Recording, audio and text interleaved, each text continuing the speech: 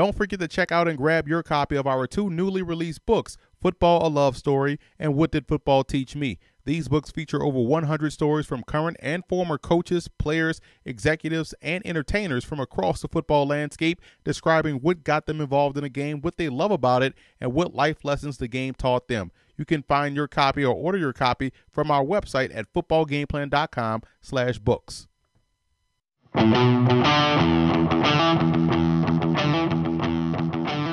Welcome to NFL Game Plan. I'm Emory Hunt, the czar of the playbook, bring you our Week 7 preview between the Buffalo Bills and the Jacksonville Jaguars. And I'm going to be joined by our Football Game Plan analyst, Teron Davenport, Gene Clemens, and also Chris James. But first, let's start this video off by taking a look at my keys to victory. Starting with the Bills in this ball game, you look at the second start for E.J. Manuel, which means he should be a little bit more comfortable working with these guys for a second consecutive game. I think that could help this offense out, get off to a great start, something that we didn't see versus Cincinnati. And defensively, they have to buy into what Rex Ryan is teaching. This defense can be a top 5 defense if everyone at every level buys in. I think they can start doing that this game versus Jacksonville. And I also believe they have to get off to a great start. They have to avoid sloppy play. Too often we've seen so far in these London games, one of the two teams will get off to a very sloppy start and thus make it a sloppy game or a blowout. Don't let that be yourself. Get off to a great start and help put the Jags away early on. Moving over to Jacksonville now, no steps backward for this offense. You look at 2 weeks ago versus Tampa Bay, this offense looked as if they hit their stride. They were in sync, passing the football, running the football. They looked exceptionally well. Last week versus Houston, I felt as though they took 2 steps backwards. They didn't do a great job in sustaining drives. They didn't look in sync offensively. I think they have to get this going in the right direction and avoid those steps back versus Buffalo. Defensively, I think it's about winning on first down. If they can do that, they can make this game E.J. Manuel versus Blake Bortles. You want to stop the run. We know Rex Ryan wants to come in and run the football and establish that play-action passing game, but if they can stop the run, Jacksonville has a great chance to win this ball game. And I would say keep E.J. Manuel guessing in the passing game. I think that falls on defensive coordinator Bob Babich's shoulders as far as switching up those coverages pre and post snap, giving him different things to look at to where he's going to hold that football even longer than he already does, and that way Jacksonville can get him on the ground.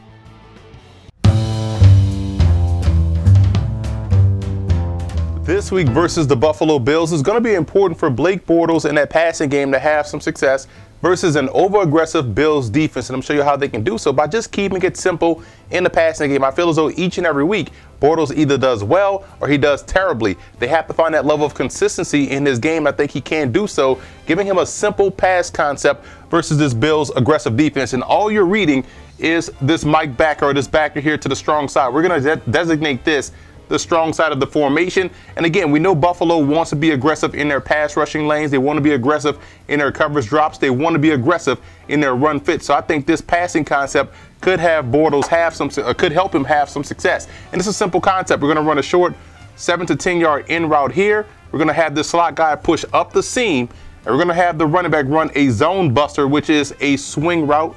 Not a flare route, it's a swing route. That's how you break a zone because it's a timing play. He has to belly out and it allows those backers to get into their drops. Now, all we're reading is this backer and the actions of this backer. So if he buzzes up to take this seam away, then you know automatically you're hitting the in route because he vacated the area. You have this guy coming across to where he just left. Now, let's say he decides to, okay, I'm going to be a hero and it's a man pressure. I'm going attack this swing route. Then you know you have the quick pop pass to the seam down the hash marks. Now let's also say he wants to get a little bit creative and short buzz and close in on this in route because you know he has safety help over top. Then you hit the swing route. So you see you're working front side, reading the backer, and this is a simple 1-2-3 read for Blake Bortles. And I think this is how he can have some success in this ball game versus Buffalo throwing the football, which should allow them more room to be able to run the football with their tailbacks.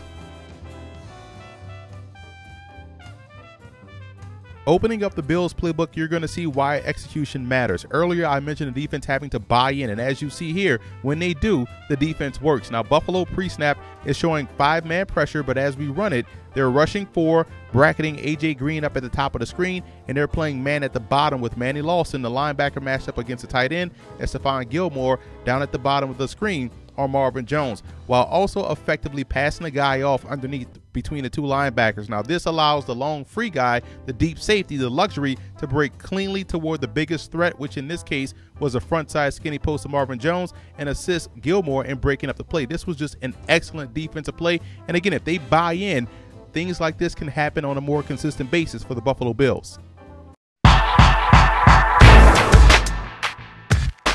NFL returns to London. This time we have the Bills and Jaguars playing. My X factor for the Bills is going to be Rex Ryan. He's being called out for his defensive scheme by his own players.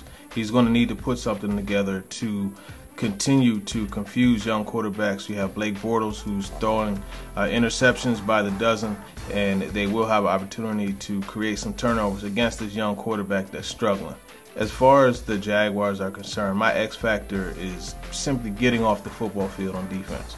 They're giving up 50% of their third down conversions are being converted for a first down. So that's just simply not acceptable.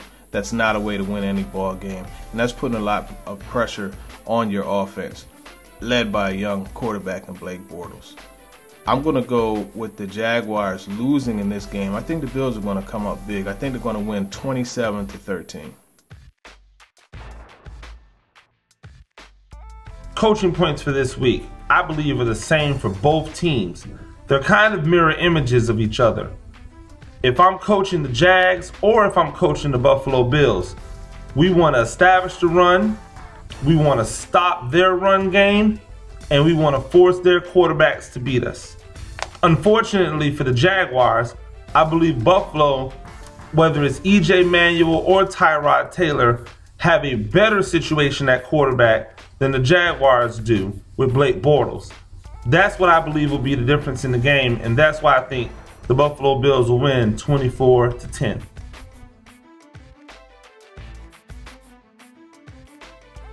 In another game over there in London, we see the Buffalo Bills playing the Jacksonville Jaguars. Now for the Bills, I'm going to start LaShawn McCoy. I think he's back to full health now, and they're going to try to lean on him with a banged-up version of Tyrod Taylor, who should start this week. As far as a sit, I'm actually going to sit the Bills D. You know, I would like to make fun of Jacksonville's team like we did preseason, but they're actually starting to play some decent ball, especially from the fantasy perspective, putting up big numbers. As far as a start for the Jacksonville Jaguars, I'm going to go with Allen Robinson. Again, if he's healthy, he is the start. Figuring out it's either going to be one of the Allens, him, or Hearns as the guy you want to start that number one receiver. As far as a sit, if you watched the game last week, Julius Thomas did have a touchdown, but there was no consistency between him and Blake Bortles. They seem to be on different pages the entire time. I expect that to continue for a few more weeks. As far as a sleeper, it's Robert Woods. Injuries to both starting receivers for the Bills calls for Woods to be the guy as a go-to guy that you can pick up, who's probably available in leagues if you have guys on buys. I expect a little bit of a surprise here. I have the Jacksonville Jaguars pulling off this victory 21-19. I like Buffalo in this ball game. I think what you'll see is the Bills defense give Blake Bortles and that Jaguars offense a lot of problems all day long, while on the flip side, offensively, look for them to have a lot of success running the football with LaShawn McCoy. Now, as we recap our picks, everyone except Chris is going with the Buffalo Bills. Chris is the lone wolf this week. He believes in Jacksonville. I do think this game will be a lot closer than what people think. And we also want to give a huge shout out to Bill fan forums and Jaguar fan forums for always showing football game plan support.